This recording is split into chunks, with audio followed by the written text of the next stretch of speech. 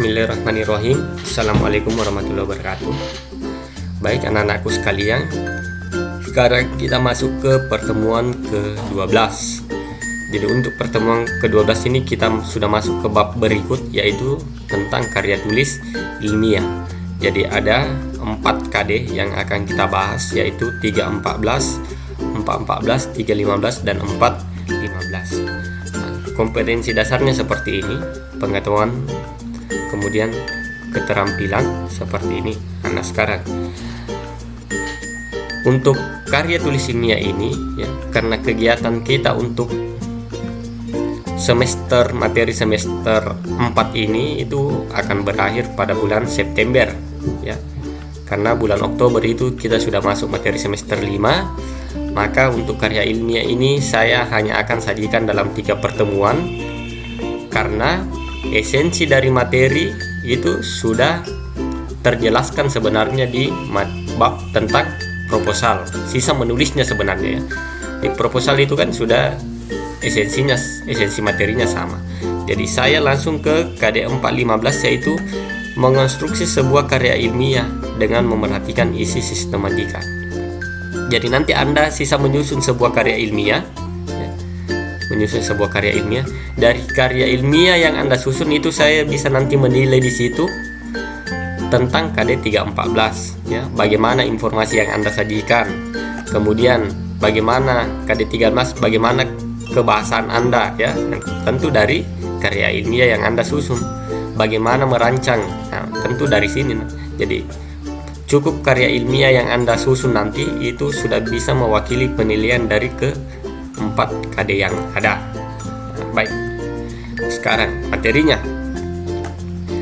Jadi struktur penulisan karya tulis ilmiah itu nanti ini ya, mulai halaman sampul, kata pengantar, daftar isi, pendahuluan, tinjauan pustaka, metode penelitian, hasil penelitian dan pembahasan, kesimpulan dan saran, daftar pustaka.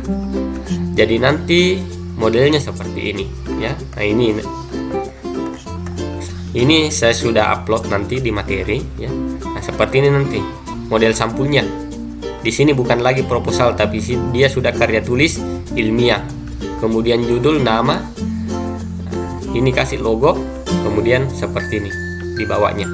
Nah, kemudian berikutnya kata pengantar. Nah, buat kata pengantar, ini contoh kata pengantar, silahkan Anda lanjutkan ya.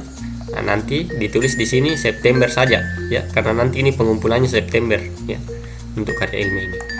Nah, kemudian daftar isinya dibuat, ada daftar isi seperti ini ya, kata pengantar, daftar isi, pendahuluan, ini contoh.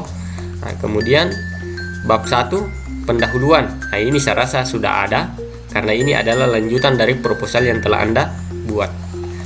Kemudian bab 2 tinjauan pustaka, ini juga sudah ada karena ini hanya lanjutan.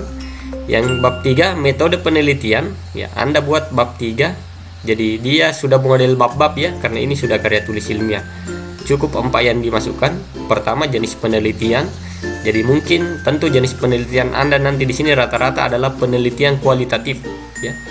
Karena Anda hanya mengambil data berdasarkan pengamatan Anda selama di SMA 5 ya.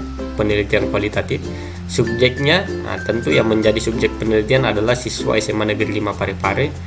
Teknik pengumpulan data ya tentu observasi dan analisis dokumentasi. Observasi itu artinya pengamatan, karena nanti karya yang Anda sajikan itu berdasarkan pengamatan Anda selama belajar di SMA 5.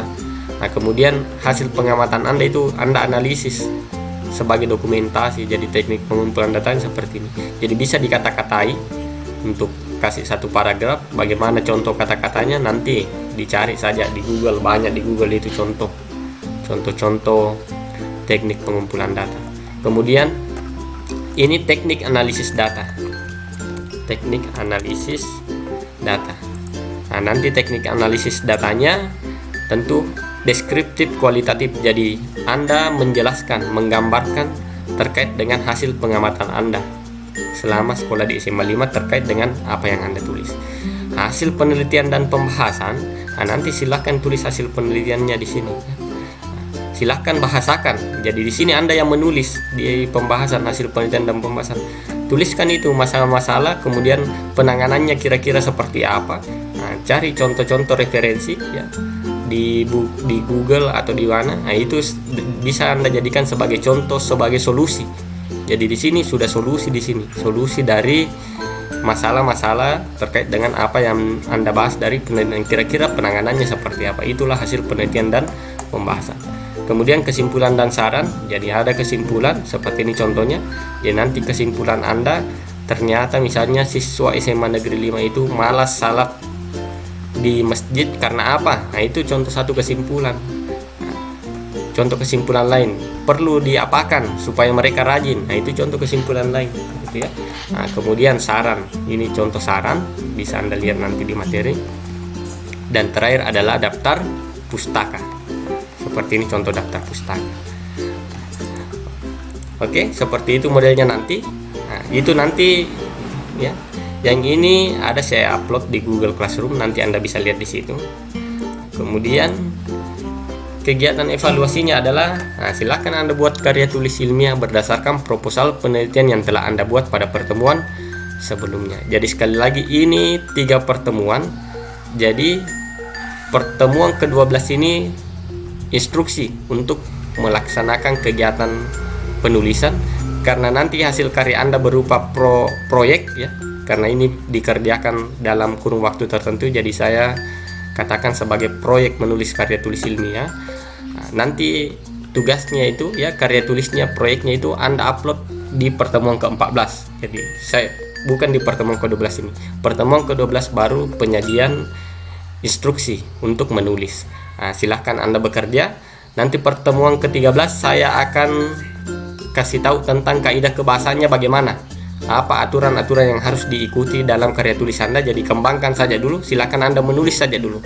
Nah, nanti setelah saya sajikan kaidah kebahasaan pada pertemuan ke-13, ya Anda edit, Anda perbaiki kebahasannya, seperti penggunaan katanya yang tepat seperti apa. Nah, nanti di pertemuan ke-14 Anda upload. Jadi untuk karya tulis ilmiah ini ya saya kasih waktu sekitar 10 hari untuk mengerjakan, bisa sampai 15 hari nanti. Karena ini adalah proyek ya, jadi batas waktunya saya tidak terlalu batasi ya. Nah, tapi upayakan Anda selesaikan dalam 10 hari, karena setelah itu kan kita masuk ke bab berikutnya lagi. Tapi kalau Anda tidak mampu rampungkan ya dikerjakan saja terus sampai akhir bulan 9. Karena batas semester 4 itu sampai akhir bulan 9. Baik, jadi anak-anakku sekalian ya, sekali lagi saya tekankan untuk pertemuan ke-12 ini ya. Untuk pertemuan ke-12 ini ya Anda buka Google Classroom, Anda isi daftar hadir seperti biasa. Kemudian di materi ada 2 PowerPoint yang tadi saya jelaskan ada di sini. Kemudian ini ada KTI-nya ya. Ini format KTI-nya bisa Anda download, kemudian silahkan bekerja dulu. Nah, nanti pertemuan ke-13 saya sajikan kebahasannya, dan pertemuan ke-14 baru saya kasih sajikan tempat mengupload karya tulis yang telah Anda buat. Baik, untuk pertemuan kali ini saya rasa cukup ya. Kalau ada yang kurang jelas bisa dikomunikasikan lewat WA ya, di WA group, atau mau langsung chat ke saya bisa juga. Sekian. Assalamualaikum warahmatullahi wabarakatuh.